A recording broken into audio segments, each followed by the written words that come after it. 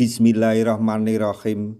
Assalamualaikum warahmatullahi wabarakatuh. Masih bersama karduk.com. Pada video kali ini kami akan menyampaikan kabar terbaru untuk para tenaga honorer terkait dengan seleksi P3K tahun 2024, yaitu begini. Sistem kelulusan honorer pada seleksi P3K 2024. Hasil pengolahan nilai segera diumumkan Pemda. Tapi sebelum kami lanjutkan, bagi rekan-rekan yang baru menemukan channel ini, tekan like dan subscribe-nya, dan juga tekan lonceng notifikasinya supaya nanti bisa mengetahui informasi terbaru terkait dengan seleksi P3K dan pengangkatan tenaga honorer menjadi ASN P3K tahun 2024. Sekarang mari kita simak dan cermati penjelasan yang ada di video ini supaya nanti tidak gagal paham. Proses seleksi pegawai pemerintah dengan perjanjian kerja atau P3K memiliki mekanisme yang berbeda dibandingkan seleksi pegawai negeri lainnya. Selain itu, perbedaan utama adalah tidak adanya nilai ambang batas yang harus dipenuhi oleh pelamar.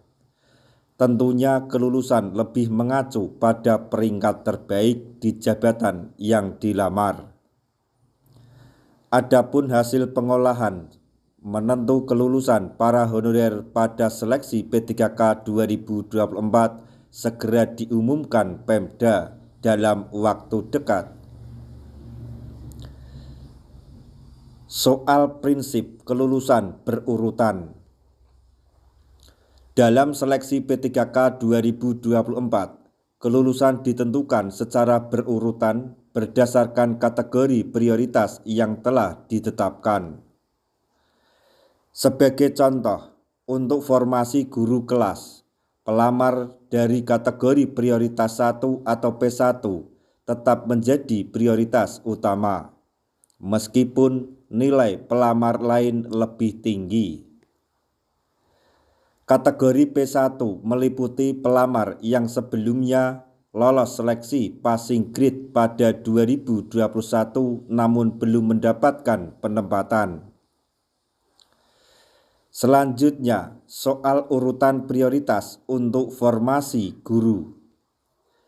Untuk formasi guru, penentuan kelulusan dilakukan secara berjenjang, yaitu 1. Pelamar P1 atau prioritas 1 merupakan terutama yang berasal dari kategori X tenaga honorer kategori 2 atau XTHK 2. 2. Pelamar THK 2 non-ASN aktif. Guru non-ASN yang terdata dalam database Badan Kepegawaian Negara dan masih aktif mengajar. 3. Pelamar non-ASN lainnya, termasuk non-ASN yang tidak terdata namun memiliki masa kerja minimal 2 tahun. 4. Pelamar guru swasta. Jika masih ada formasi yang tersisa, pelamar dari sekolah swasta diberi kesempatan. Soal prioritas formasi teknis dan kesehatan.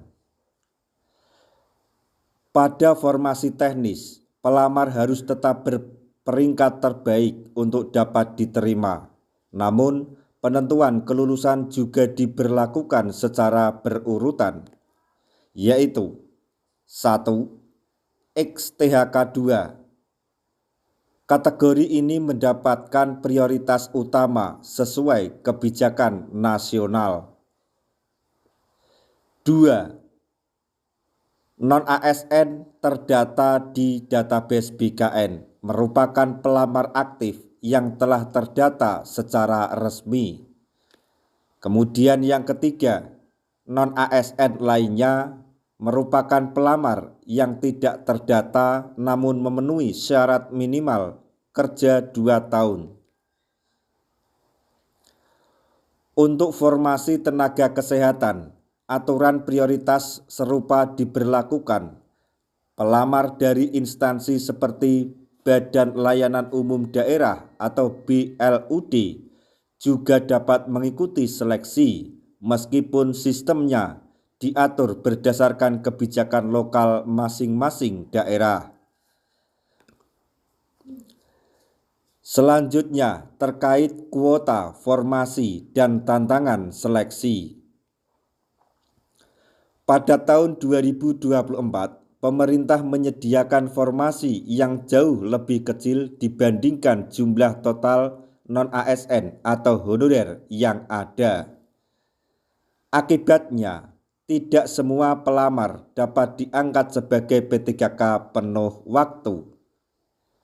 Pemerintah memberikan opsi bagi non-ASN yang tidak lolos seleksi untuk menjadi P3K paruh waktu. Semua pelamar diwajibkan untuk mendaftar terlebih dahulu agar dapat mengikuti proses seleksi. Bagi honorer yang tidak mendaftar pada P3K 2024, mereka tidak akan masuk ke dalam sistem seleksi, sehingga tidak dapat diangkat menjadi P3K baik penuh waktu maupun paruh waktu. Berikutnya, mengenai pelamar prioritas 1 atau P1, tidak perlu tes ulang. Pelamar P1 yang telah lolos passing grade pada seleksi tahun 2021 tidak diwajibkan mengikuti tes ulang. Mereka tetap menggunakan hasil seleksi tersebut sebagai dasar kelulusan. Hal ini berlaku khusus bagi formasi P3K guru dan tenaga pendidikan. Berikutnya, penyesuaian berdasarkan kualifikasi pendidikan. Untuk pelamar teknis, jumlah soal yang diujikan disesuaikan dengan kualifikasi pendidikan.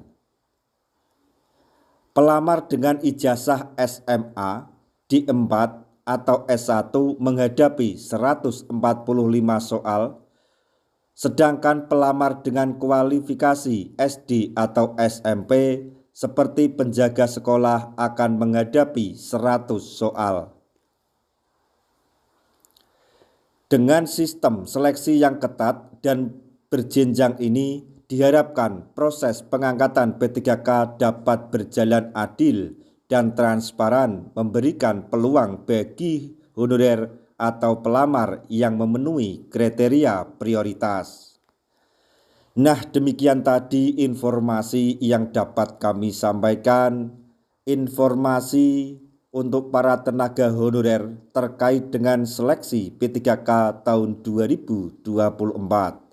Semoga informasi ini dapat bermanfaat bagi rekan-rekan tenaga honorer semuanya. Di akhir video, kami mengucapkan banyak terima kasih. Wassalamualaikum warahmatullahi wabarakatuh.